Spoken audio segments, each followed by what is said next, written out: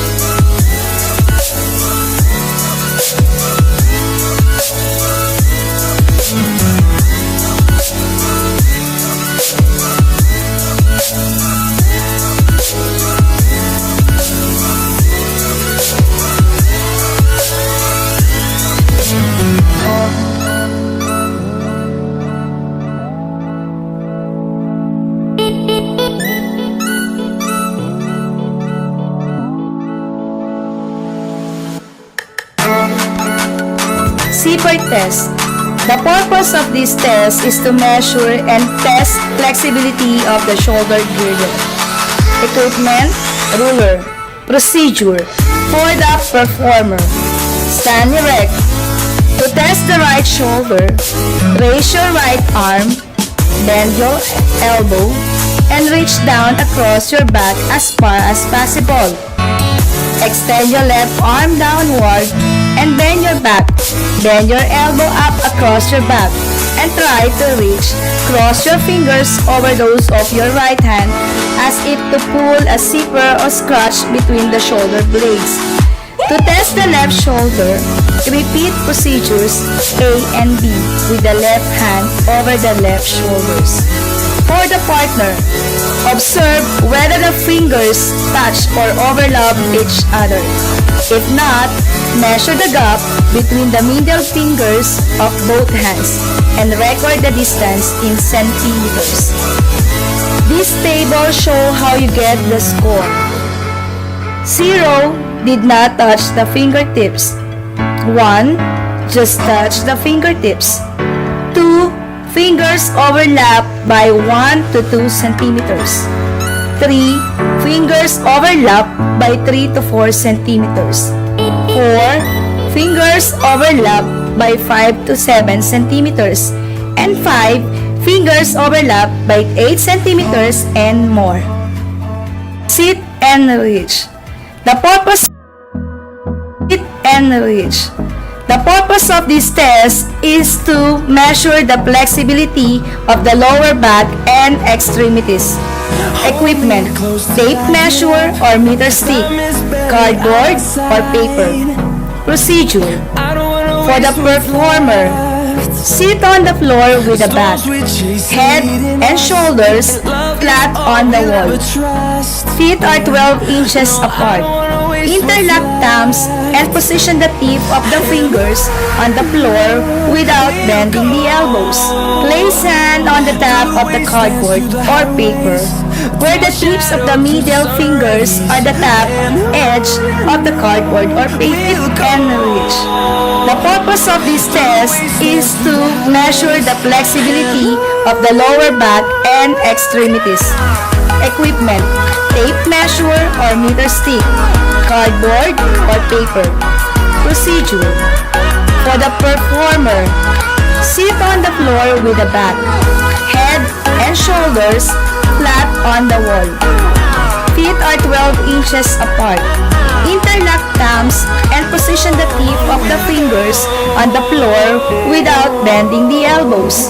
Place hand on the top of the cardboard or paper, where the tips of the middle fingers are the top edge of the cardboard or paper. Start. Echoing around these walls, fighting to create a song. Position at least 1 foot away from the steps or bench. At the signal go, step up and down the step or bench for 3 minutes at the rate of 21 steps per minute. One step consists of 4 feet. That is, up with the left foot, count 1, Up with the right foot, count 2. Down with the left foot, count 3. Down with the right foot, count 4. Immediately after the exercise, locate your pulse and wait for the signal to start to count. Don't stop while taking the pulse beat. Count the pulse beat for 10 seconds. Multiply it by 6. For the partner, as the student assumes the position in front of the step, signal ready and go. Start the stopwatch for the 3-minute step. For the partner, as the student assumes the position in front of the step, signal ready and go. Start the stopwatch for the 3-minute step. After the test, allow performer to take his or her pulse in 5 seconds. Give the signal to count the pulse beat. Let the performer count his or her pulse beat for 10 seconds and multiply it by 6. Scoring. Record the 60-second heartbeat after the activity. Push-ups. The purpose of this test is to measure strength of upper extremities. Equipment to be used: exercise mats or any clean mat. Procedure. For the performer, lie down on the mat, face down in the standard push-up position. Palms on the mat about shoulder width.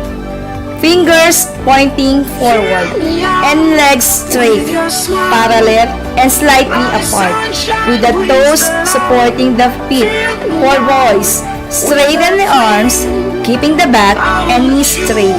Then lower the arms until there is a 90-degree angle at the elbow. Upper arms are parallel to the floor, maximum of 50.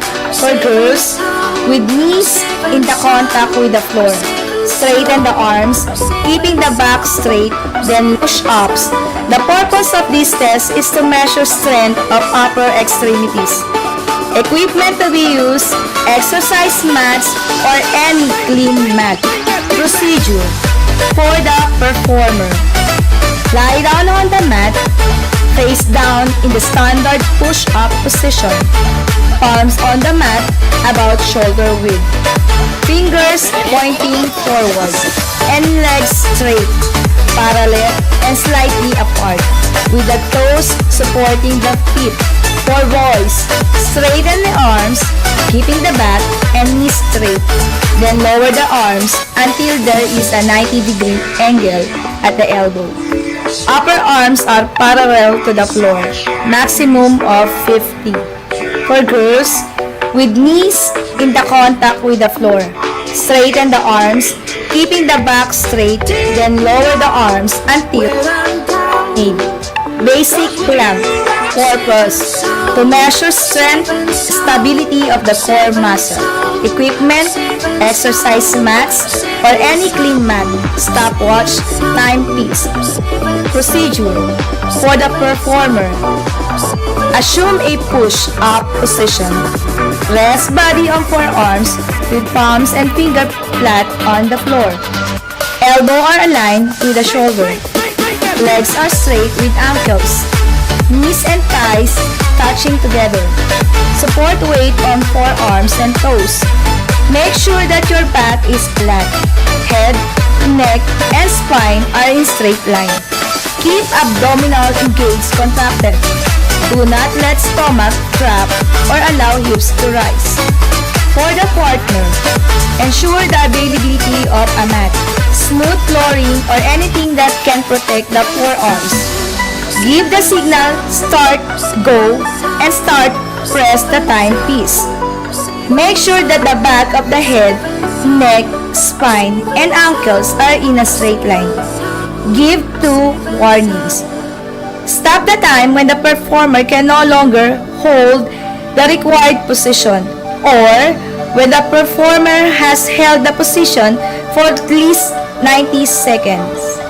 Holding plank position beyond 90 seconds is considered unnecessary. Scoring: 0 cannot hold, 1 1 to 15 seconds. 2, 12 to 13 seconds. 3, 31 to 45 seconds. 4, 46 to 50 seconds. 5, 51 to 90 seconds and above. I'm reaching out for the easy high. Please